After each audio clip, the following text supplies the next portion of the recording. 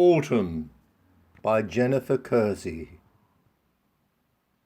Autumn, my favourite season of the year, a time to reflect on all to me that is dear. Gone is the summer with its long lazy days, now near is the winter with his wily old ways. Mother Nature in her auburn cloak is attired, the russet picture she paints like an artist inspired. The slight morning chill, the nip in the air, excitement, wonder, no human feet can compare. Little gust playfully teased the leaves from the trees. Was it only yesterday they made fun of the breeze? Wild animals everywhere preparations do make for the long winter's sleep, no chances they take.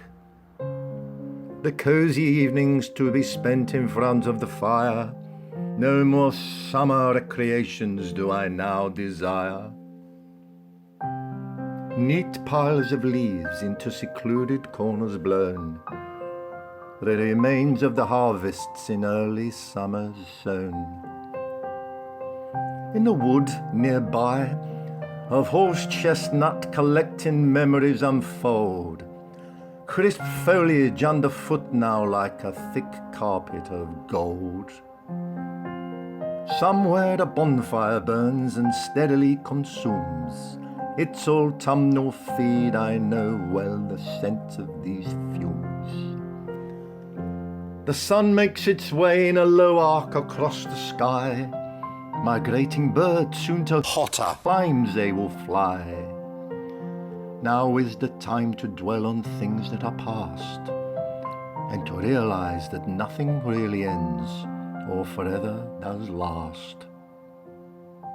Life rolls by, and unlike the seasons, we are mortal. But after the winter we will stand at spring's portal, ready again to blossom into eternal life anew, to play our part like the sun, the rain, and the dew. Just like water, the essence of life since time began, our forefathers used it in the great everlasting plan. Like us, to bathe, quench our thirst, then disregarded it goes down the drain, and eventually into a river it flows. This very same water John used, the Christ, to baptize in the Jordan, then to the sea. It evaporated into the skies only to fall pure and refreshed from the heavens yet again, and to the good earth in its new form as rain. And so it has gone on, this cycle, for ages. It will continue till the very last of life's pages. However, endless sunshine or showers would not be bliss. The passing of nature's seasons we all soon would miss. Yes, I do love autumn, my favourite time of the year. A time to reflect on all to me that is dear.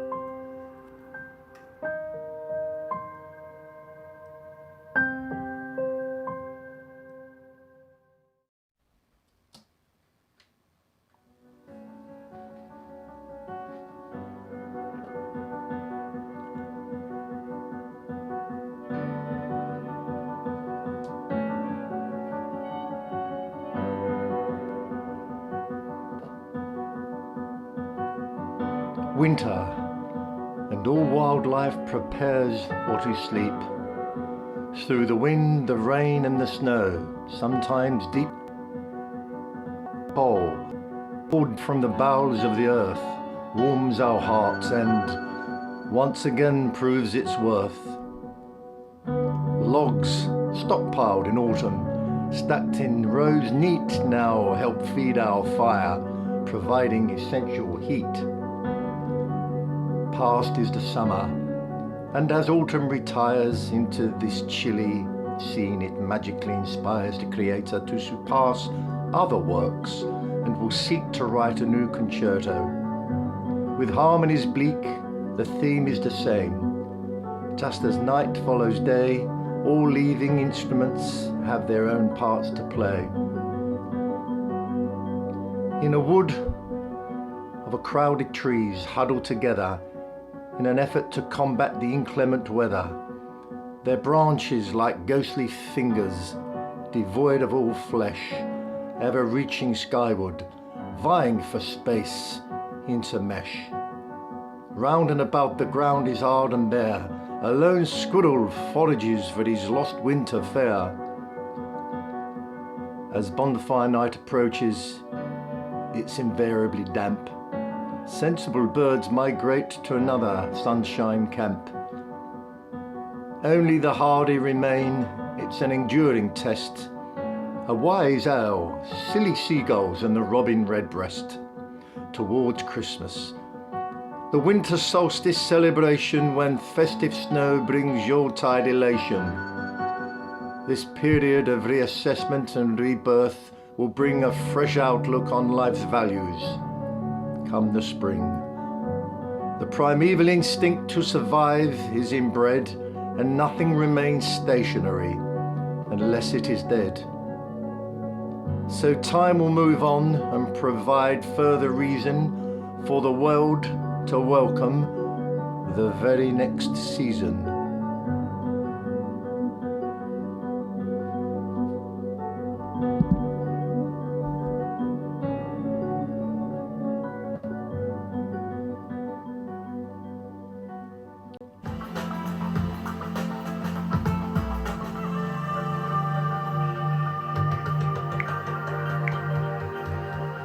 Spring is here. Just look around, see signs of indication. Mother Nature is donning her light coat in anticipation of summer, heralded long and of warmer climate to come. Souls refreshed and bodies by radiating rays of the sun. Despite man's war, wanton destruction and strife all around, myriad flora of all manner resolutely push up from the ground. All arrayed in simple beauty, yet of such splendour evoke, they do not engage in harm or their neighbours provoke. God's palette, rich with colours, heavenly mixed in the blue, man never quite reaching the true diversity in depth and hue. Oh, that our condition was tinged with such basic humility. The daily aim of the flowers to just shine is their ability. Mortals can only ever be a poor reflection, even at best, of all that the Lord regularly offers us. And this is a test humans do fail. For, just as the flowers, in their innocent glory, as do the birds and beasts, who share this everlasting glory, show that financial value is nothing but hard endeavour wasted. Beauty and real wealth, seldom found, but often imitated. Yes, spring is here, all around, colour explodes in our lives, and we are reminded, again, that the continuous plan survives.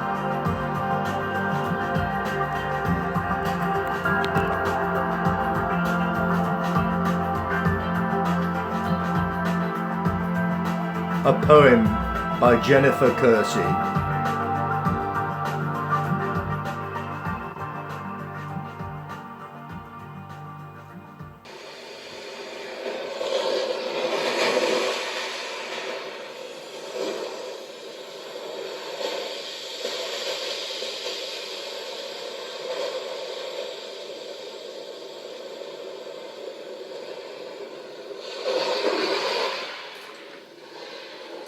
Titanic, a gracious lady.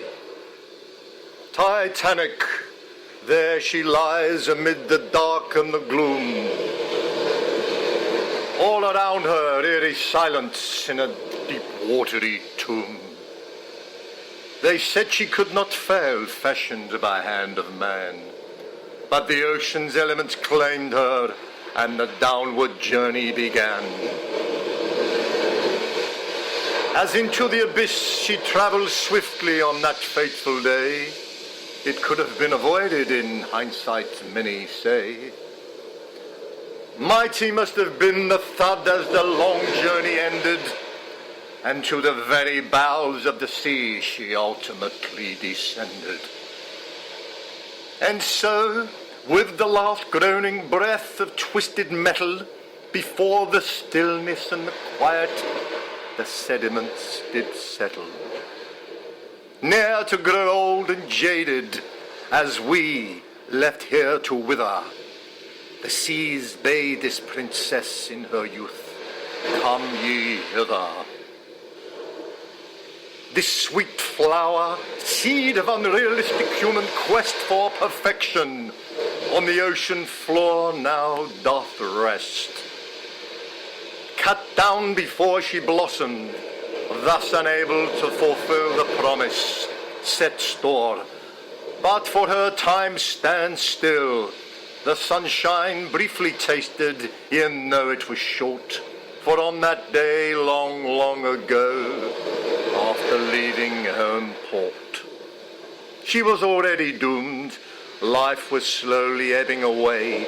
Soon she would be sleeping in a dark world where day never does dare venture, just dull, continuous night. Subsequent generations have been intrigued by the plight of the passengers, the master and crew at their station, as they realized the hopelessness of the whole sorry situation. Many tales of heroism and cowardice, both fiction and fact, have emerged, and from time to time, players will reenact on celluloid the fascination of tragic events that transpired. And the demise of this lady, once by the whole world admired, now discovered is her last resting place, and frozen in time. The remote camera and floodlight reveal grace and beauty, sublime the majestic ballroom, where revellers once made merry, danced to the orchestra, ate lavish meals, drank finest sherry. Who's today, like a sunken cathedral, so vast is this space, an enchanted cavern with a now profound ghostly face. The delicate chandeliers still hang there, but algae encrusted. To the eternal safeguard of the deep they have been entrusted. The notched stairways where one place to another hurried, her charges fortunate to make and reputations not to be sullied, and business engagements which were important at one time to keep. The craftsman's splendor is still there, though now so very sleep. She effortlessly eclipsed others before no expense was reserved. Newly appointed with delicious grandeur, the legend well deserved. And deep inside her, where faceless men once endlessly toiled, shoveling fuel into her furnaces, more water to be boiled. The enormous vessel's appetites they strove valiantly to sate, unaware of events transpiring that would soon seal her fate. The steam piston engines with gargantuan stroke and bore, now reclining giants, their strength alas needed no more. The huge propellers that moved her assured, the waves over, too lie motionless, like huge submerged four-leafed clover. The gunwales, the bridge where the captain proud stood tall, have lain long far below, covered in this ancient maritime pall. She retains an aura, though the murky depths do enshroud her. Like a sleeping beauty, she patiently awaits, with not a stir, her prince to arrive, and with a kiss this maiden to awake. But this will never happen, and respect must we for the sake of these poor souls who perished with her, and forever lie on the seabed, so cold and so deep as a mountain is high.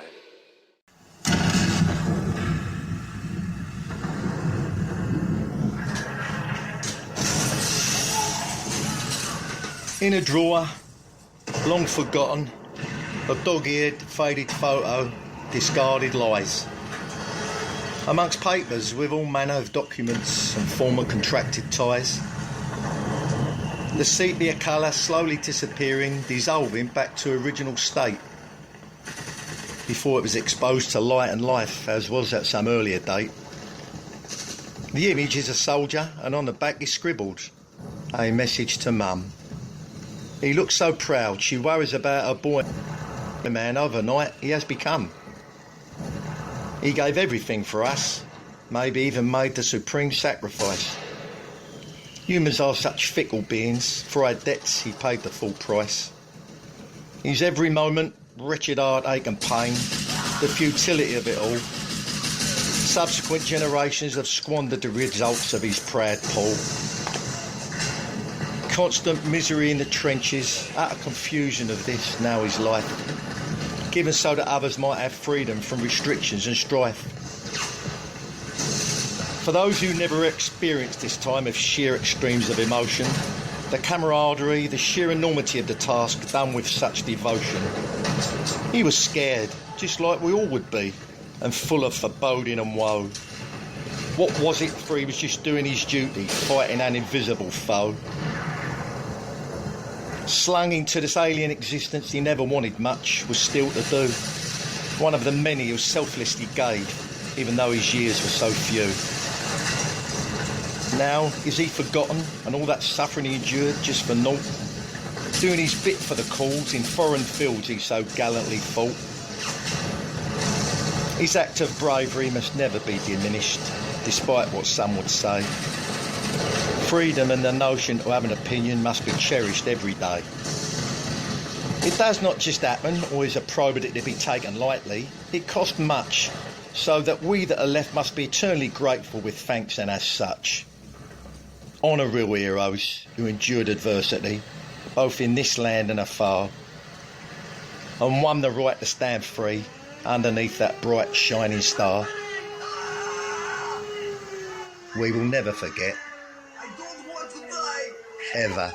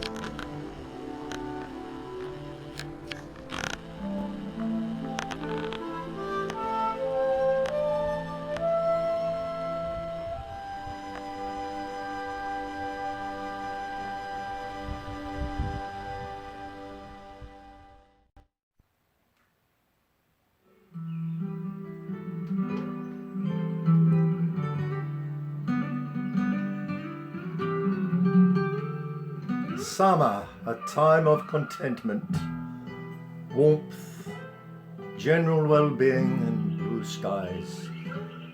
Long carefree days where hazy sunshine lifts our souls to new highs.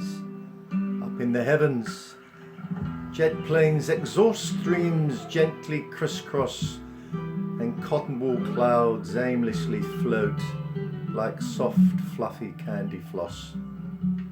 Whilst far below Mother Nature, now completely awake on the ground, infant animal offspring reflect life beginning anew again, all around from her long sleep. During the winter period, hibernation is now over. Trees and shrubs heavied with seed and luscious foliage, grass with clover. Despite this, clouds will sometimes cover the sun, causing weather broody and the resultant effect ever making humans feel depressed and moody. However, it is only temporary, like all things must eventually turn, and soon comforting rays will reappear brightly and quash all concern. Summer, a time to grow and later harvest crops from the good soil, to just enjoy being alive and savour in full the fruits of our toil. For winter is always not too far away, just around the corner, biding time, patiently waiting. But for now, all is well on God's earth, beauty sublime. A poem by Jennifer Kersey.